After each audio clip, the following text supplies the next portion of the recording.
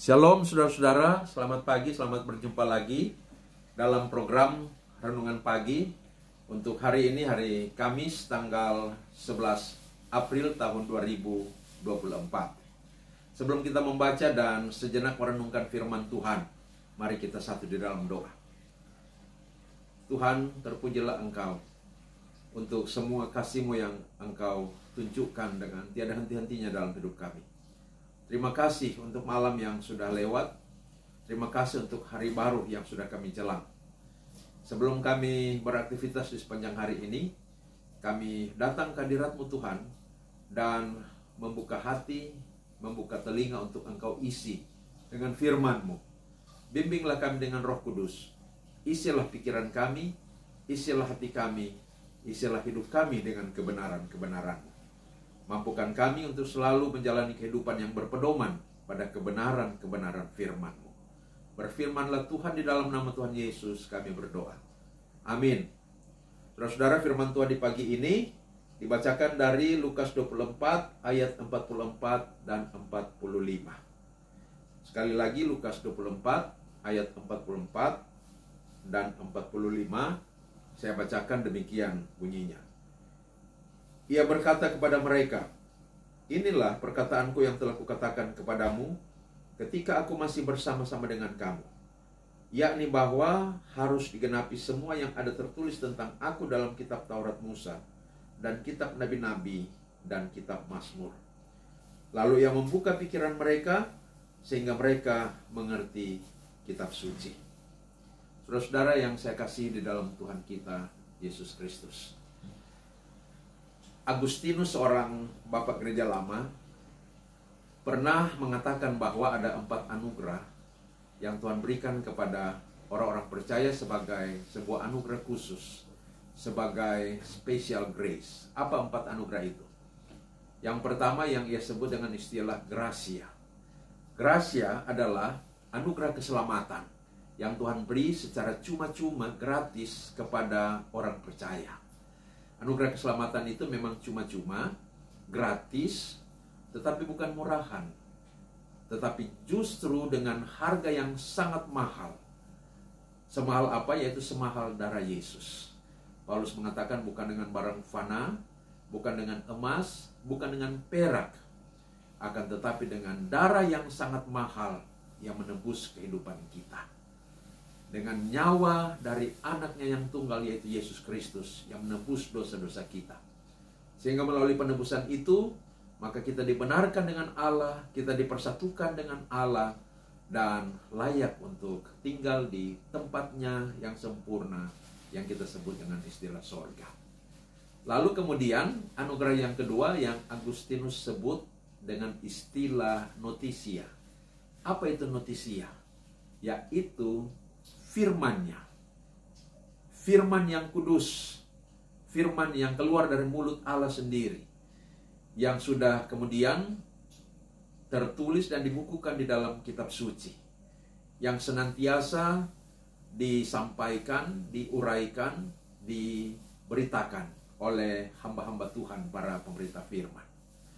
Lalu kemudian anugerah yang ketiga ialah yang disebut oleh Agustinus dengan istilah asensia, yaitu kehidupan yang bertumbuh di dalam dan melalui firman Tuhan. Kehidupan yang diarahkan oleh firman Tuhan. Itulah kehidupan yang berpedoman pada firman Tuhan, yang oleh karena berpedoman pada firman Tuhan maka menghasilkan kehidupan yang memuliakan Allah. Dan kemudian anugerah yang keempat, Agustinus katakan dengan istilah fidusia, yaitu iman.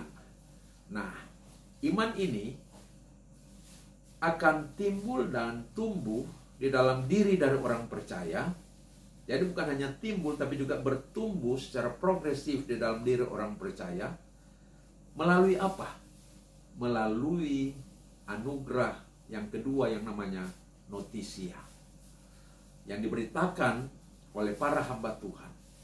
Sehingga melalui pemberitaan firman Tuhan, maka kita mendengarkan berita tentang keselamatan, yaitu berita tentang gracia. Ada keselamatan yang Tuhan sediakan melalui Putra Tunggalnya Yesus Kristus untuk setiap orang, untuk setiap kita, saudara-saudara. Lalu kemudian ketika firman Tuhan itu sampai di telinga kita dan Tuhan tanamkan di dalam hati dan pikiran kita, maka muncullah yang namanya fidusia, yaitu iman. Dan oleh iman inilah maka gracia diberlakukan kepada kita. Oleh karena memang gracia sudah tersedia, penebusan dosa sudah dikerjakan oleh Yesus Kristus di atas kayu salib. Akan tetapi tanpa iman, tanpa fidusia, itu tidak berlaku. Jadi iman atau fidusia ini itu ibarat aplikasi. Jadi misalnya kita sudah punya perangkat HP misalnya. Tetapi meskipun kita memiliki perangkat HP dengan harga yang mahal tanpa ada aplikasi, ya tentu HP itu tidak dapat dipergunakan. Bagaimana caranya supaya bisa dipergunakan? Yaitu kita harus mendownload aplikasi-aplikasinya. Sudah ada aplikasi, baru kemudian kita bisa pakai, kita bisa bermedia sosial, bisa FB-FB-an, bisa lihat video di YouTube, bisa WA-WA-an, dan lain-lain sebagainya. Demikian juga gracia, yaitu anugerah keselamatan, sudah tersedia melalui pengorbanan Yesus Kristus di salib dan kebangkitannya pada hari yang ketiga. Akan tetapi tanpa iman, itu tidak akan berlaku kepada kita. Maka dengan adanya fidusia, gracia berlaku kepada kita. Akan tetapi bagaimana fidusia ini bisa timbul? Maka ada yang namanya tadi notisia, yaitu pemberitaan firman. Sama seperti Roma 10 ayat 17 mengatakan, iman timbul dari pendengaran, yaitu pendengaran akan firman Kristus. Nah, saudara-saudara, teks firman 2 ayat yang kita baca tadi dari Lukas 24 ayat 44 dan 45 berbicara di sekitar yang namanya notisia, yaitu anugerah firman bagi orang percaya. Oleh karena tanpa anugerah ini, meskipun firman yang tertulis, yaitu Alkitab, telah ada di hadapan kita, tanpa notisia, yaitu pencerahan melalui pekerjaan Roh Kudus yang Tuhan anugerahkan kepada kita, kita tidak akan membuka Alkitab itu dan membacanya. Atau meskipun kita membuka dan membacanya, kita tidak akan mengerti kata dan kalimat yang tertulis di situ. Bahkan meskipun kata-kata dan kalimat-kalimat firman Tuhan diterangkan, dijelaskan oleh hamba Tuhan yang memberitakan firman Tuhan, tanpa anugerah notisia, maka kita tidak akan mengerti, kita tidak akan memahami. Dan mungkin bahkan oleh karena tidak adanya anugerah notisia kepada kita ini, ya meskipun firman yang dijelaskan oleh hamba Tuhan itu sangat jelas, sangat dimengerti, akan tetapi mungkin ya pikiran kita hanya akan melayang, atau mungkin kita hanya akan main-main HP, sehingga firman itu tidak masuk di dalam pikiran kita, tidak masuk di dalam hati kita. Mengapa? Karena tidak dianugerahkan kepada kita, saudara-saudara. Nah, oleh sebab itu kalau kita boleh mengerti firman Tuhan, kita boleh memahami firman Tuhan itu semata-mata bukan karena kepintaran kita, bukan karena kecerdasan kita, bukan karena usaha kita untuk memahami firman Tuhan, tetapi itu diberikan, itu dianugerahkan kepada kita, dan itulah yang disebut dengan notisia oleh Bapak Gereja tadi. Siapa? Yaitu Agustinus. Nah, karena itu saudara-saudara, agar supaya kita boleh bertumbuh secara rohani menjadi orang Kristen yang hakiki, yang esensia tadi, yang bertumbuh di dalam firman dan mewujudkan kehidupan beriman yang sejati, yang fidusia itu, maka mari kita senantiasa memiliki kerinduan untuk belajar firman Tuhan, baik belajar mandiri maupun mendengarkan penjelasan-penjelasan khotbah-khotbah dari hamba-hamba Tuhan, dan selalu meminta kepada Tuhan agar supaya Tuhan mengaruniakan kepada kita anugerah untuk dapat mengerti, untuk dapat memahami firman Tuhan. Itulah yang Agustinus sebut dengan istilah notisia. Kiranya dalam kehidupan kita, notisia selalu ada.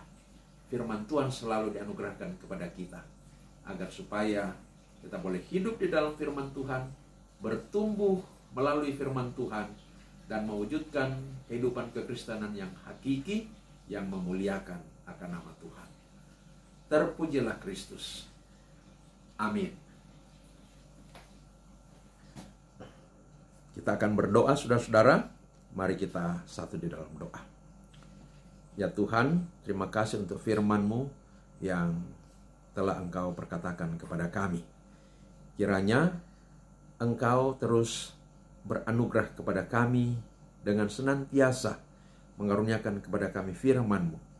Biarlah makin hari rahasia-rahasia kebenaran firman makin Engkau singkapkan kepada kami melalui pembacaan Alkitab secara pribadi, perenungan firman secara pribadi, maupun melalui pembelajaran firman lewat pemberitaan firman, khotbah-khotbah, pengajaran-pengajaran yang disampaikan oleh para hamba Tuhan di dalam dan melalui gereja.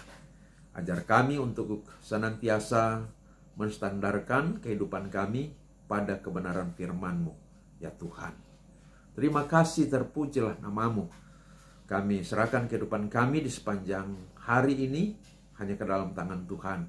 Tuhan berkati segala aktivitas kami, Tuhan berkati agenda-agenda yang sudah kami rencanakan untuk kami kerjakan di hari ini.